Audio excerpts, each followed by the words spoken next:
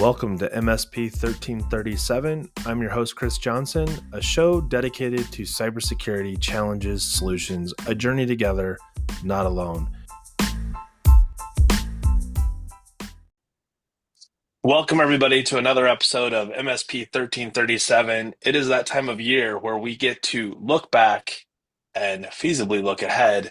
I'm joined this time by the former representatives of the leadership around Untangled Solutions, Joshua Smith and Charles Love. Welcome to the show. Thanks, Chris. Okay, so, whoa, he's got lasers, never fear. I love the If effects you that can't have fun happen. with this stuff, come on. But if you No, can't have fun, like, and if you do something like this, you get balloons. Like, yeah, thank you. mine's not working. Obviously, mine's broken. Oh, that's great. Josh maybe has programmed his own effects. So, uh, every year we've done some sort of like reflecting on the current year, and then we do a follow-up episode, kind of looking at what do we predict or forecast or what we would like to see in the future. So we'll start with the look behind.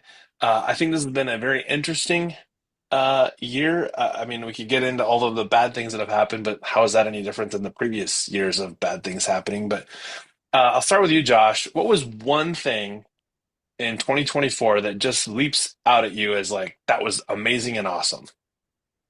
Oh, amazing and awesome. Okay, you wanted amazing Or and it could awesome. just be one of those. Okay, yeah, yeah, I'll do it amazing and awesome. I'll be positive, right? Um, I think this was really the year of the con scene coming back in full swing. I think this is the year where I was able to go to conferences and see that they were like packed, like they were Yeah, full, whether it was B-sides or local ISSA or CSA meetings. You know, there'd been like a standing room only for a long time at the CSA meetings, which was kind of weird. But then the ISSA meetings were kind of empty. And some of the conferences I went to over the last couple of years, again, a lot more people doing virtual.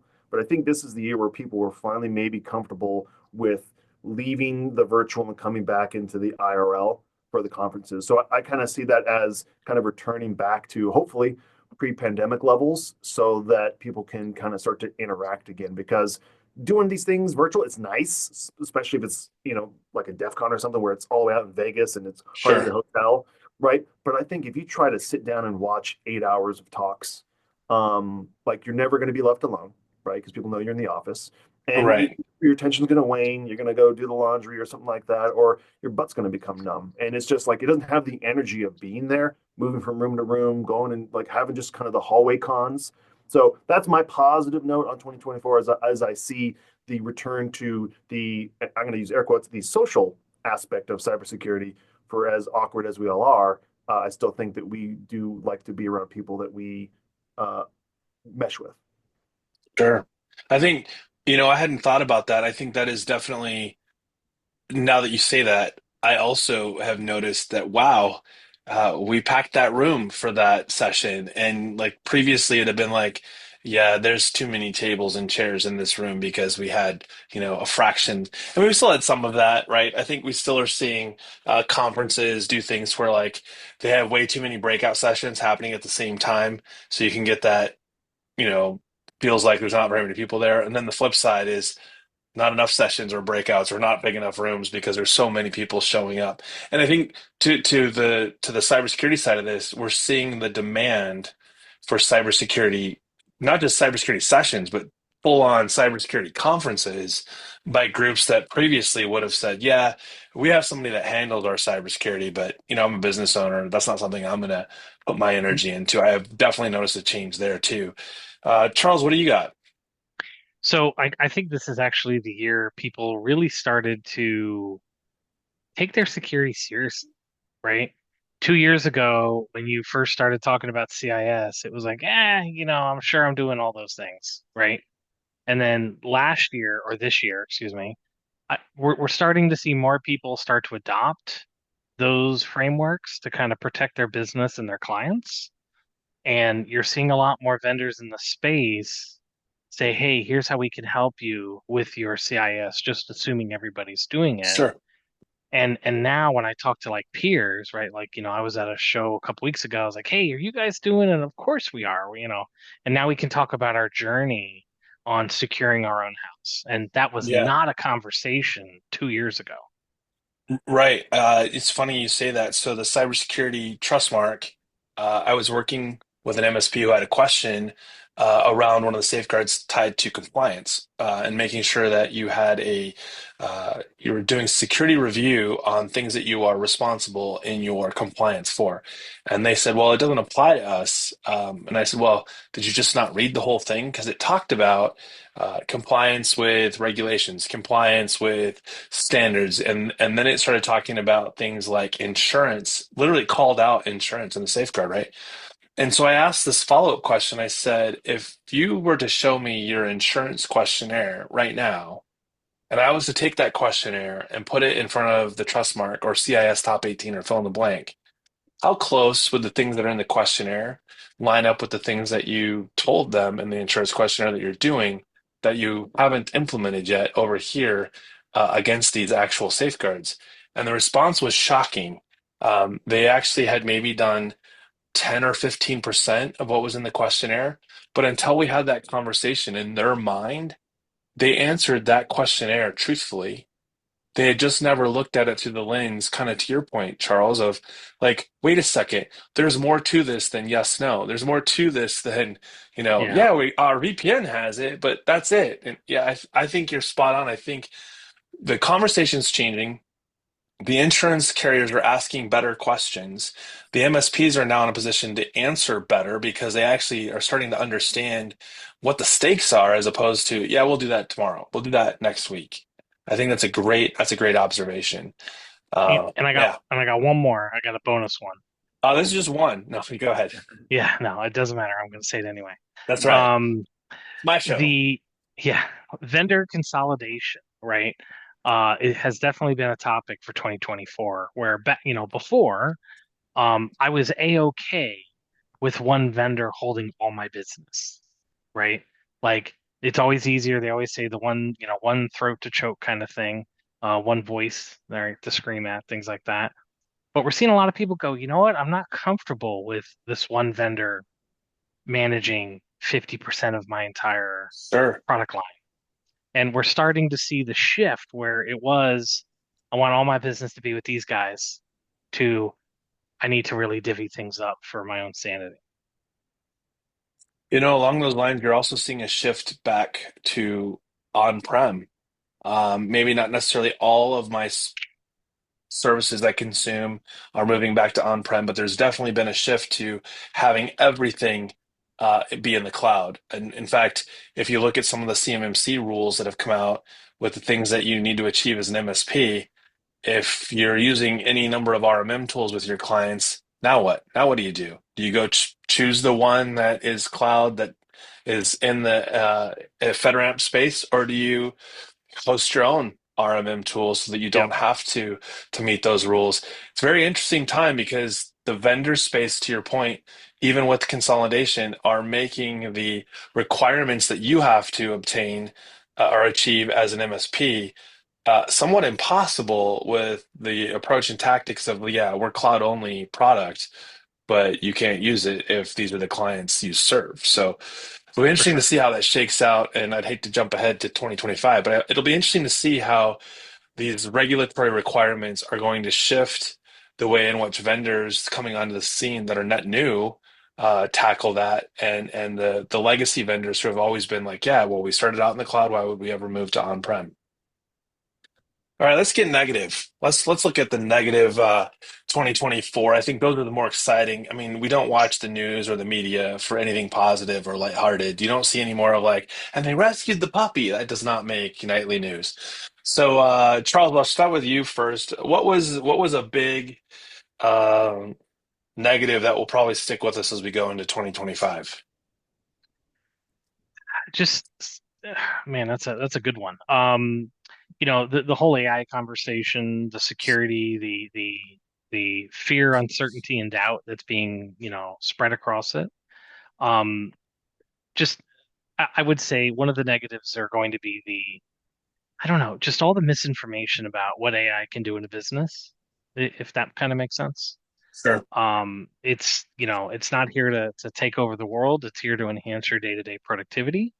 Um, but some people like to think it's going to take over the world. You know what I mean? And let's suppose it does. I mean, at that point, I don't know that I care anymore if it's taking over the world. I feel like it's Skynet, it's over. Yeah, I mean, there's pluses and minuses to it, right? But this has been the year of amazing stories about, co-pilots Sure. and all those things. But it's also been the story of, do you realize what people are putting into these language models, right? Right. And I'm not saying one side's better than the other. I'm just saying it's been, as the year has progressed, I think the tinfoil hat stuff has calmed down a bit, and people are realizing that there are some safeguards. And when people put policies in place, they can, start to protect their assets a little bit better. You know, before we jump to Josh's negative, I think there's some unpacking to do with what you said. If we go back in time to when AI really started to, show its head, we can go back to the fill in the blank conversations we had with our phones or other devices that have AI functionality, maybe not to the level that we're talking about today, but we didn't think about it on the same level of concern around privacy, et cetera. But if you look at, like, say, the last 2 to 3 years, I'd even argue like since 2020 and things like CMMC and how we protect certain data types, we really didn't have an understanding to incorporate into our businesses outside of what we'd seen before. Like, follow the privacy rules. Okay, but what does that mean when you're dealing with something that's foreign to most people that are going to consume it? I think we finally are at a place where we're acknowledging, and it's not just with AI, right? I mean, Charles, when you first started your journey with the trust mark or even CIS, I would imagine the conversation you have with your staff today are completely different than you had 2 years ago. Absolutely, absolutely, and vendors are starting to jump in. I know we've talked about the SSO tax, right? Like, Sure. meaning if my product can do SSO, I'm going to charge more. Um, Right. we're now seeing vendors implement an AI tax, right? So, oh, you want AI? It's going to be a little bit more fee. Same product, we just turn on a feature and then we're going to charge you, right? So, Well, and the costs that go with that, that people that consuming AI haven't bothered to look at, like the functionality of AI on the scale that you see your chat GPTs, that kind of thing. It's not like it's free to put in that request and ask for an answer back. for sure, for sure, Yeah, that's what I'm saying. Is I think they're passing along the costs, right? Right. Because they didn't build this. They're just essentially bundling a feature from Amazon, from Meta, from whomever, Chat GPT or whomever. So they're getting charged for every API call. So they're absolutely going to pass that along to the business. yes, some more egregious than others, Fair, Sure. right? fair. Like It, there's one vendor that comes to mind, and their AI tax is $40 per user and it's a all or nothing, right? Right. So that becomes a problem because if I don't have, 15 people hammering AI, we're not making the ROI on it. well, and Right. that's like if you look at ChatGPT, I think as a consumer to go buy a ChatGPT license is about $20 to $25 a user per month as well. So like we're talking like at cost from Yeah. the GPT, you're pushing those dollars. It's interesting because if we go back to the cybersecurity side of this, drop AI for a second. If you look at getting your SIM threat intelligence coming in from your different vendors, your Splunks, fill in the blank, a lot of those are anywhere from 10,000 to $100,000 a year to have that threat intelligence feed come in. I mean, I would argue that it's almost no different than that. I mean, the information has to be aggregated, and there's machines that have to physically do work. Like at the very least, there's electricity being consumed that needs to get passed on to somebody.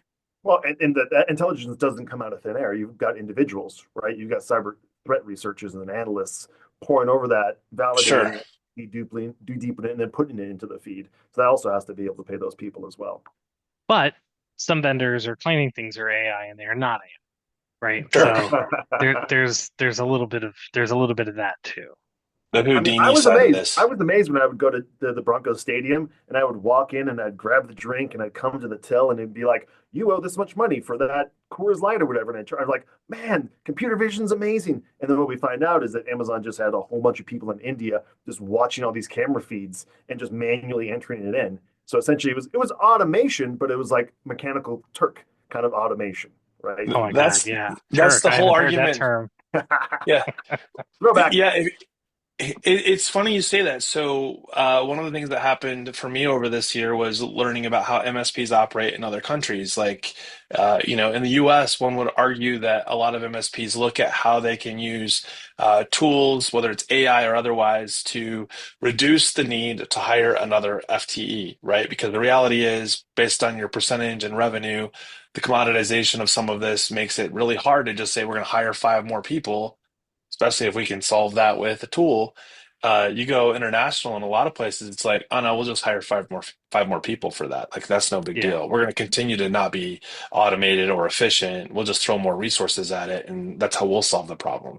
And they're still undermining the cost side that we see here in the States. So I think it's an interesting sort of conundrum on the same flip the coin and look at it from the other side. To your point about the in India looking at it, hey, if that solves the problem and that's what someone's willing to do for their day, like I think there's better uses of someone's time than to stare at a camera just to identify whether or not it was Coors Light. But hey, if that's cheaper than buying the cameras that can detect and identify that it's Coors Light, more people are yeah, employed, I guess. yeah, for sure. Yeah. All right, Um, all right. well, no, I see. I know you're going to try to move on to 2025, but I'm not. I haven't got your negative. Charles blew up almost. Actually, no. Charles hit all three of my points that I was wanting to bring up. So I was like, Charles. Oh, so I was going to go back to some of the Charles things he said, like the bad things that happened and why people are taking security more seriously.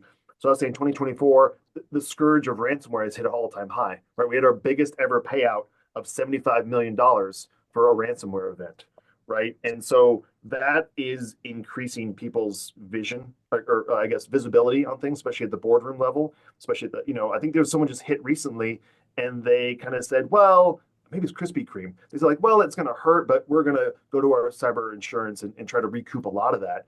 And I'm like, ooh, like, I'm interested to see like the kind of the post breach review of what happened at Krispy Kreme, but I'm also interested to see, ooh, what's the cyber insurance company, what's their response going to be? Is it going to be like deny right off the bat? Is it going to be, Yeah. well, we need to do an assessment of your operations first to see how much we're going to pay, right? I kind of think, and I hope, hopefully, this is also going to be the year where people stop just kind of throwing their hands up and be like, well, we got cyber security insurance. We don't have to worry about that. Because I think there's been enough pushback from the insurance companies because they're not in the business of losing money, right? I think they're going to start seeing pushback on that. And then obviously regulations started to come out this year as well.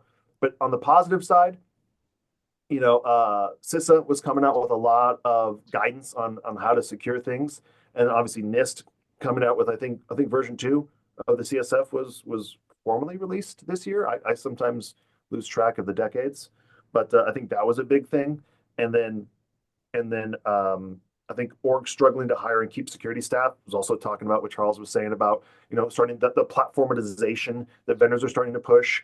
I both agree and disagree with Charles on people wanting to break up the silos because we've got people that are just like all in on CrowdStrike or all in on Palo, and then they're kind of being led by the nose into that full platform, right? With whether Yeah. it's CrowdStrike or whether it's Palo Alto or whether it's Sophos now buying um, whoever they bought. I'm totally blanking on who they bought. Bought So some MSP, right? Sophos or SecureWorks. like Sophos bought SecureWorks, that's right. right? So again, more platformization. Like if you're going to go with their staff, or you're going to go with their stuff, Palo's going to want you to use their EDR, their firewalls. Yep. CrowdStrike's going to want you to use their EDR, their XDR, their SIM, right? Sofa's going to want you to use their firewall, their EDR, their services, right? So You- same with Microsoft. Microsoft's even pushing like Blue Voyant to do all these kind of things too. So I think while I do agree that some people maybe have reached that limit, Charles, and they're like, hey, listen, I don't want another CrowdStrike situation where I'm just dead in the water, right? Like I right. want to look more at that new mesh architecture where even if one of the pieces, because we're in charge of redundancy, right? Even if one of my pieces goes down, right, I can still continue on. But if something like a vendor where you're all in on a platform goes down, you're you're deaf, blind, and dumb, right? As opposed to just trying to stitch together best of breed, not best of whatever that vendor can offer you. So Yep. that's kind of my where I see things are gonna. I think they started to kind of move that way in the last half of the year because of all the M&As, and I think we're gonna continue seeing that. And I can talk more about that in 2025. Well, I think there's a difference between the acquisition and bolting it to our portfolio of products you can buy versus like your Fortinets or your Microsoft, where they are uh, it's becoming a part of the stack where it's truly integrated. Like I think that's one of the things that I've noticed that I would argue is a big negative is that we're seeing a lot of I'll say vendor consolidation being sucked up underneath one um, the line card of what would be like vendor X now has all of these products that you can buy from. The SKUs Mhm. are offered through that one company, and allegedly on the back end, they all work together in harmony because they now have been rebranded. Yeah. Um, Uh, that I think is different. Like you look at like the Arctic Wolf acquisition of Cylance. I think that is a who? very unique Cylance. That was the acquisition from BlackBerry. That was no. That was I was making a joke. Yeah, Silence. Oh yeah, they were the bomb in 2018. Let's go. right, right. But what's interesting about it is that they did it for an intentional purpose to change their product capability, not to just own a product that exists by, another vendor or otherwise. So I think that's one of the things to look at. It's both a negative and a positive, I think, right now. My big negative that I have that I think has the opportunity to be a positive, and we'll talk about that when we, go to the look in the future. My big negative is we still have a lack of understanding at the consumer side of what it means to practice good cyber hygiene. And I understand the victims of the different scams that are out there. I mean, if you're not familiar with the one that I just heard about, hadn't heard of before, which is the brushing scam, where you get the package in the mail. You're like, I didn't order this from Amazon, and you open it up, and it's like, hey, to register your product, scan this QR code. And so whatever the value loss might have been to whoever sent you that product, they get you to scan the QR code to register this thing you didn't order, and now all of a sudden you've put in credentials for something that they now have. The interesting one that I saw that was most significant was the engagement ring that got sent, and it had a little QR code to register the ring. And they called the number and said, hey, this was sent to me by mistake. The number that was on there was also part of the brushing scam. So they were smart enough to not scan the QR code, but then fell victim to it when they called the toll free number or whatever the phone number was. So I think that's the side. So I'll save what CISA announced or the FBI announced for the future. Any other thoughts on the negative or positive for 2024? Yes, yes, jacked. Wait, people are still registering products? When's the last time you registered a product you bought? Right, because the warranty that came with it was 1 year, and you're like, oh man, I got to get at least 2 years on my warranty. Yeah, those cards go immediately into the recycling bin when I buy something. That's Well, wild. I don't know if you I can saw. see the ring one. I can see that the ring one with people kind of being like, "Oh my God, this should have gone to somebody." Like I can see that, but Right, registration the cards? cubic Come on. zirconium. But again, they're not targeting us. This diamond's flawless. They're not targeting us. I think is also what the mentality you have to have sometimes, right? Yeah, not to go too dark and, but we all probably were aware of what happened to the CEO of that insurance company.